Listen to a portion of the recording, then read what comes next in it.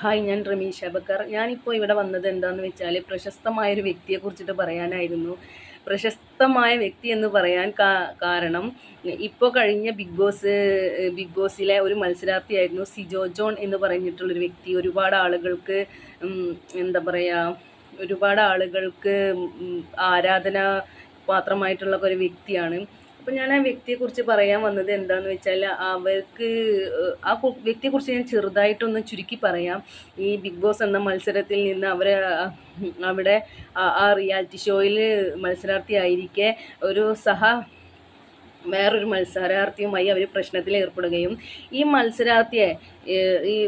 മത്സരാർത്ഥിയെ പ്രകോപിപ്പിച്ച്, Rocky എന്ന് പറയുന്ന മത്സരാർത്ഥിയെ പ്രകോപിപ്പിച്ചുകൊണ്ട് അടിക്കട എന്നും പറഞ്ഞിട്ട് അവരെ കയ്യിൽ നിന്ന് ഒരു അടി വാങ്ങണം അവർ. അത് ആ റിയാലിറ്റി ഷോ കണ്ടവർക്ക് മുഴുവൻ അറിയാൻ പറ്റും, അത് കണ്ടവർക്കൊക്കെ മനസ്സിലാക്കാൻ പറ്റും. അവരെ പ്രകോപിപ്പിച്ചിട്ട് അടി വാങ്ങിച്ചതാണ്. അത് കഴിഞ്ഞിട്ട് പിന്നെ അവർക്ക് പ്രശ്നങ്ങൾ വന്നു, അവർ ഹോസ്പിറ്റലിൽ പോയി. അത് കഴിഞ്ഞ് അവർ തിരിച്ചു വന്നപ്പം പിന്നെ ആ റിയാലിറ്റി ഷോയിലുള്ള മുഴുവൻ സമയവും അയാൾ ഇതിനെക്കുറിച്ച് തന്നെ പറയാം. എനിക്കിങ്ങനെ അടി കിട്ടിയതാണ്, ഞാൻ അതിൽ നിന്ന് മുക്തി നേടി, ഞാൻ തീപ്പൊരിയായി എന്തൊക്കെയോ അയാൾ പറയുന്നു. അത് കഴിഞ്ഞു പിന്നെ പുറത്തിറങ്ങിയിട്ട് ഓൺലൈൻ മീഡിയക്കാർക്കുള്ള അഭിമുഖത്തിലും മറ്റും അവർ ഇതന്നെ പറയാം, എനിക്ക് ഓപ്പറേഷൻ ഉണ്ടായിരിക്കാം, പക്ഷെ ഇത് അവരൊരു എന്താ പറയുക, അവർക്ക് മറ്റുള്ളവരുടെ ഒരു സിമ്പതി പിടിച്ച് പറ്റാനൊക്കെ ഒരു ഓപ്പർച്യൂണിറ്റി പോലെയാണ് ഒരു അവസരം പോലെയാണ് അവർ ഇതിനെ കണക്കാക്കിയിട്ടുള്ളത്.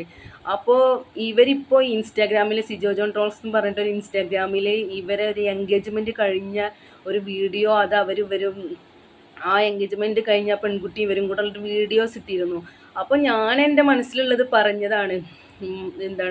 ഞാനൊരു കമൻ്റ് എഴുതിയതാണ്, അടി ഇരന്നു വാങ്ങിച്ചിട്ട് മറ്റുള്ളവരുടെ സിമ്പതി പറ്റാൻ പിന്നെ ആ പേരും പറഞ്ഞ് നടക്കുന്നവൻ. അങ്ങനെ ഞാനൊരു കമൻ്റ് എഴുതി. ഞാൻ ആ കമൻ്റ് വായിക്കാം.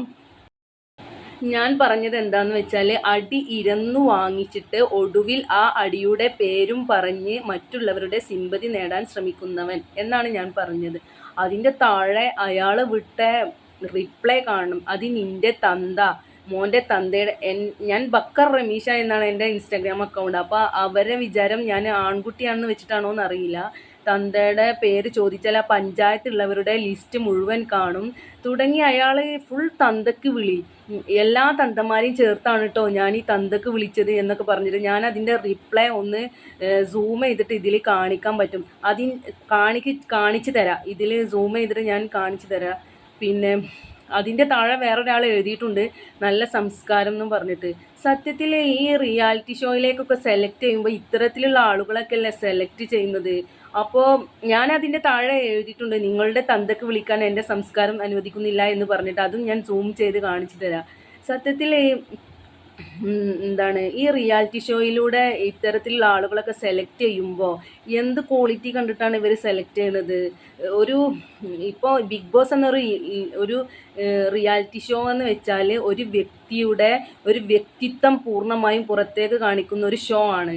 അപ്പോൾ പാട്ടൊക്കെ ആണെങ്കിൽ പാട്ട് മാത്രം, ഒരു പാട്ടിൻ്റെ ഒരു റിയാലിറ്റി ഷോ ആണെങ്കിൽ ആ പാട്ട് മാത്രം നോക്കിയിട്ട്, അല്ലെങ്കിൽ ഇപ്പോൾ അതേപോലെ ഒരുപാട് റിയാലിറ്റി ഷോസ് ഒക്കെ ഉണ്ടല്ലോ, അപ്പോൾ അതൊക്കെ ഒരു കഴിവ് വെച്ചിട്ട് മാത്രമുള്ളതാണ്. പക്ഷേ ഇതങ്ങനെയല്ല, ഇതൊരു വ്യക്തിയുടെ വ്യക്തിത്വം മറ്റുള്ളവരെ കാണിക്കുന്ന ഒരു റിയാലിറ്റി ഷോ ആണ്.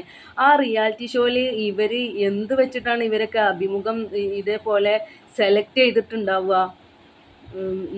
ഇതേപോലെ സെലക്ട് ചെയ്തിട്ട് എന്ത് ക്വാളിറ്റി വെച്ചിട്ടാണ് ഇവരൊക്കെ എടുത്തിട്ടുണ്ടാവുക? സത്യത്തിൽ ഈ ബിഗ് ബോസ് എന്ന റിയാലിറ്റി ഷോ കൊണ്ട് എന്താണ് ഉദ്ദേശിക്കുന്നത്? ഇതൊക്കെ ഒന്ന് നിങ്ങൾക്ക് അറിയുന്നതുണ്ടെങ്കിൽ ഇതിൻ്റെ താഴെ ഒന്ന് പറഞ്ഞു തരട്ടോ. ഇത് അറിയുന്ന ആളുകളുണ്ടെങ്കിൽ ഇതിൻ്റെ താഴെ ഒന്ന് പറഞ്ഞു തരിക. അപ്പോൾ എല്ലാവർക്കും നന്ദി, നമസ്കാരം.